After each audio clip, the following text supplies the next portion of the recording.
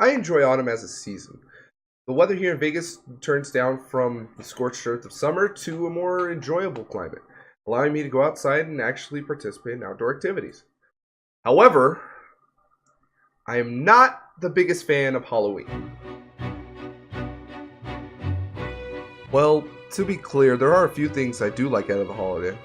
Carving pumpkins, dressing up, giving and getting candy, the overall aesthetic are some things that I do like. Things I don't like are jump scares, haunted houses, and above all else, the goddamn spiders! I have really bad arachnophobia. Like, I can barely walk within 30 feet of a fake spider at the store. So when half the decor of your holiday revolves around one of my biggest fears, you can count me out, almost entirely. The only two spiders I like are Spider-Man and Lucas Spider. That's it.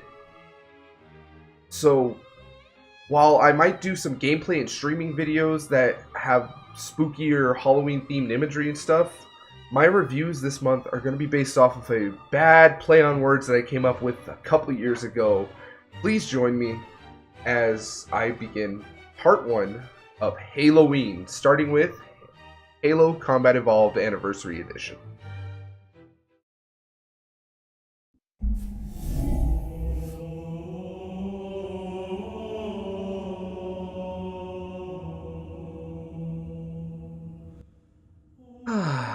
Is there anything more iconic than the Halo opening? Yeah. Okay, sure. Alright. Okay, I get it. I got it. I get the concept! But I argue that Halo's theme is just as iconic. Anyways, for the Halo reviews, I'm going to be using the Master Chief Collection because honestly, it's the best way to play almost all the Halo games. The story of this sci-fi first-person shooter begins, oddly enough, in space. Big surprise. What a shock. Whack. More specifically aboard the Pillar of Autumn, a giant military spaceship created by the UNSC. They're just out in space trying to run from whatever Reach is, more on that later in the series, when the Covenant, a bunch of aliens bent on destroying the human race, start attacking them due to A, the UNSC just ran into one of their operations, and B, the UNSC are driving the 100 football field kill me target in space.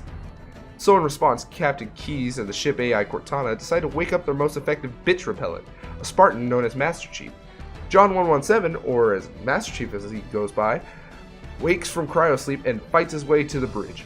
Once Chief arrives, Keyes decides that Cortana is too valuable to be captured, so she bums a ride in Chief's helmet and they get to the escape ship before Keyes crashes the Autumn into the ring world that the Covenant are coming from. Smart. When escaping to the ring, Chief reassures the soldier that he's going towards a shallow and fiery grave, and they also crash land. Waking up, Cortana tells Chief that pretty much everyone forgot how to pilot except for one pelican named Foehammer, so now they have to do cleanup duty and rescue the Marines that survived. After picking up a few extra cannon fodder, everyone sees the Truth and Reconciliation, a Covenant battlecruiser that has Captain Keyes prisoner, and decide to raid the ship and free him. After locating Keyes, he tells Chief and Cortana that the Covenant call this planet Halo, and Cortana does a Google search and finds that it's basically a weapon, and they need to find the control room before the Covenant do. So they steal one of the Covenant dropships to hightail it out of there and find the control room. Waking up the next day, realizing they have no clue where the hell the control room is neither, they decide to move in on a map room that the Covenant found first, a la it's free real estate. Chief and Cortana decide to make a beeline for the control room while Captain Keyes decides to lead a squadron to a weapons cache that the Covenant found first. Once again. But when Cortana is plugged into the control room, she freaks out, telling Chief that whatever the cache is that Keyes is looking for is scaring the Covenant and that he needs to reach the captain before he gets killed. Following Keyes' last known location, Chief runs into this jungle outpost, but when heading into the center, everyone is scared. The Covenant run away, and this guy is so paranoid that he actually starts shooting at Chief, the little bastard, calling him one of them. Going farther, Chief finds some body cam footage of parasites attacking Keyes and company, followed by the parasites trying to attack Chief.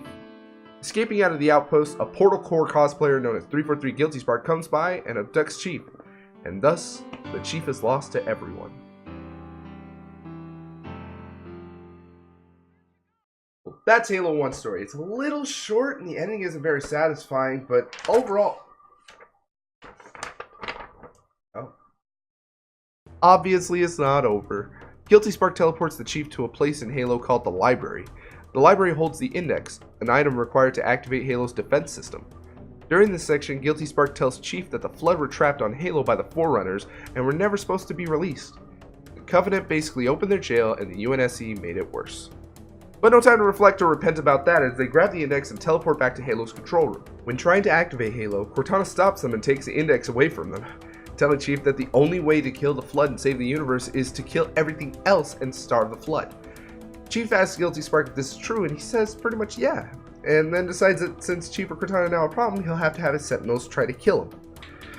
Escaping the room, Cortana tells Chief that the only guaranteed way to make sure the universe is safe is to destroy Halo by taking out his pulse generators, locating the crashed Pillar of Autumn's engines, and basically space nuking the ring world to Kingdom Come. Simple!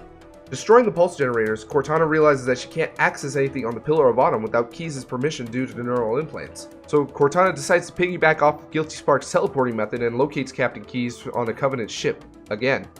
But as Chief and Cortana find out, the Covenant haven't captured Keyes this time. The Flood has turned Keyes into this aberration. Chief then rips the neural implants out by breaking Keyes' face in and stealing a Banshee off of the Flood-ridden ship and scrambled to the Pillar of Autumn. Barely making it back to the Autumn, Chief and Cortana rush to the control room and start the self-destruct on the engine, only for the Forerunner Paperweight to shut it off and start to turn off the engine core itself. Chief decides, fuck it, life really isn't worth living anyways, and plans to kamikaze the engine to force a self-destruct. But when doing so, instead of the sweet, sweet release of death, the core decides to activate slowly enough to start an escape. Finding a nearby ride, Chief hauls ass in a pretty badass driving section. When waiting for pickup, Bowhammer, the only pilot who didn't get high for their initial training, has their engine decide for them that they finally had enough and explodes. Cortana locates a ship they can use to escape Halo that is still intact. They get to it and take off just in the nick of time. Pillar of Autumn detonates and sets off a chain reaction throughout Halo, and the insulation crumbles to pieces. Chief and Cortana relax as they settle in for a long flight, thus ending the story of Halo. Overall, Halo's story, it's alright. There are a few problems with it that I had, like the first problem being right out the gate, why didn't any escape pods try for the planet behind Halo? I mean, it's a Covenant death ring, so why didn't they try any other option? They all just fled to the nearest thing and got killed for it. Anyways, my second thing is pretty much why didn't Guilty Spark trap Chief and Cortana into a solitary room and have Sentinels kill them and take the Index back? I don't see any problem with that. I mean, like, that would have been the easiest thing, and for someone who's a cold calculated robot, he really isn't that intelligent. I don't know if that plays more to his character, but for someone who wants a bunch of knowledge and stays to protocol, I'm pretty sure someone stealing your keys to your car ain't part of the protocol. And third, my biggest problem with this, and it irks me every time, I need someone to properly explain this. Why did Keyes even go for a weapons cache if Chief and Cortana were grabbing the control room to use Halo's big defense system? It made no sense to me whatsoever, and they killed off Captain Keyes that way. I would love an explanation as to what happened. How long ago was that? And stuff like that. I don't have too many problems with it. It's not great, but it's not terrible. The original Halo story, it's okay in my book. The gameplay, however, hasn't held up too well. Let's start off with the basics. Movement is just fine for a first-person shooter, but my only complaint is that I wish Chief moved a little faster or had a sprint feature. There was a lot of times during my playthrough where I would have lived to see another day if I could have just moved to cover a second sooner. Jumping is a mechanic that needed to be tightened up in this game as well. First off, you jump higher than expected for a fully armored giant with a bazooka on your back, but after a while it's not too bad. My problem with it is that since you cannot sprint, jumping is constantly used to evade enemies and gain slight speed. The only problem with that is that you can't jump again as fast as I'd like to. There's a bit of button delay in between the jumps. Sometimes it's a small inconvenience, and then most of the time it's a pain in my ass. I can't believe how many times I died because of a jump I pressed too early, even though I had already landed on the ground. But I digress. Moving on to the various weapons in Halo, the assault rifle is great for handling almost anything. The pistol is good, I just wish the scope was more accurate and the fire rate was according to how fast I hit the trigger. The shotgun is the best weapon by far. My only complaint is that I wish I kept it when I went from one level to the next. The bazooka is great against enemy vehicles, no surprise there. The sniper rifle is okay, but I never really felt the need to use it when I could just run and gun through my enemies. I never saw the flamethrower in the campaign, sadly. I'm not sure if they kept it around for the anniversary edition, but I remember it in multiplayer, and it was okay. Plasma pistol is great. I prefer the charge shot to have more impact, though. Plasma rifle is a great, speedier choice to the assault rifle, but with a cooldown if you get too trigger happy. The needler shots are slow as molasses, but have a satisfying explosion with the super combine, plus they lock onto their enemy. The fuel rod gun was something I didn't really use during the campaign because the times I got it, I was in the middle of a tight corridor with a bunch of aliens with grenades, and if I shot it, I blew myself up and had to restart. Not the greatest place to put that, guys. The grenades are solid. The frag grenade has a slight bounce to it and has a short fuse, while the plasma grenade sticks to almost anything and has a longer fuse. It's a nice balance. Just wish I had more bounce to the frag grenades. Vehicles need a tune-up as well. First vehicle you get is a Warthog. Basically a Jeep with turret on it, and if you don't like this vehicle, well, that's too bad because you're going to be using it for the most part. It has this terrible feature of sliding everywhere when you turn. You can't line up things properly, and this especially becomes a problem when playing through the Maw. You know that badass escape scene I talked about from earlier?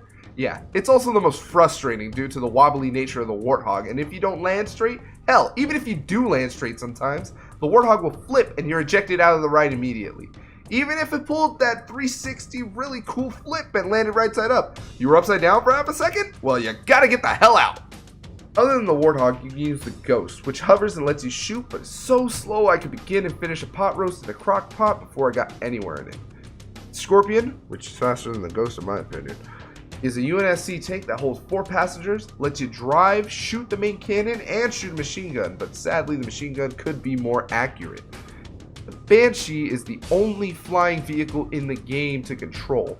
It also has a ghost firing mode and a fuel rod cannon shot for a secondary. The look and sounds for all these are pretty great. The Banshee and Ghost have similar designs and colors, making it easy to know that it's Covenant tech. The UNSC vehicles have this gray industrial feel to each of them. Actually, that pretty much applies to all the weapons as well. The more colorful, organically shaped weapons are Covenant, while the sharp, mass-produced feel goes to the UNSC. The environments are also very nice and detailed compared to the original.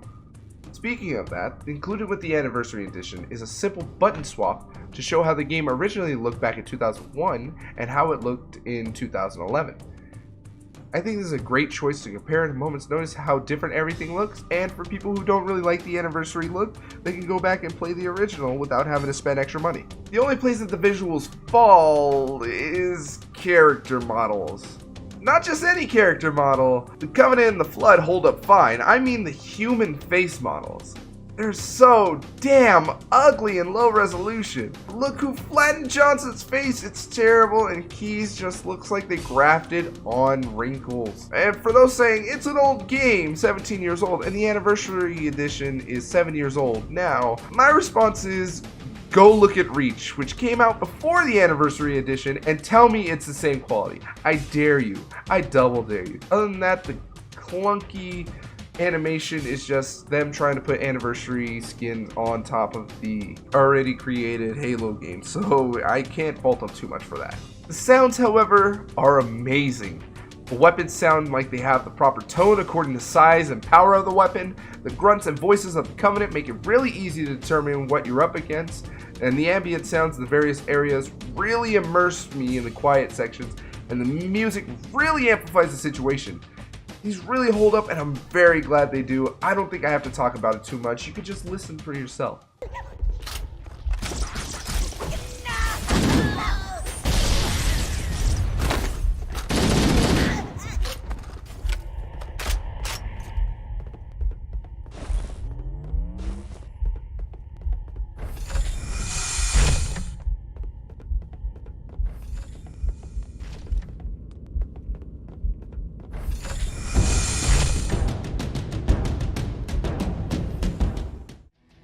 Overall, I had a bit of nostalgia for this series, and I wanted to take an objective look back at each of the games and see if they stood the test of time.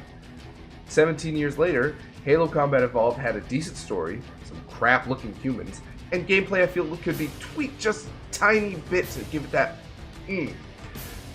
But it did its job. It laid the groundwork for a sci-fi FPS with something bigger up its sleeve.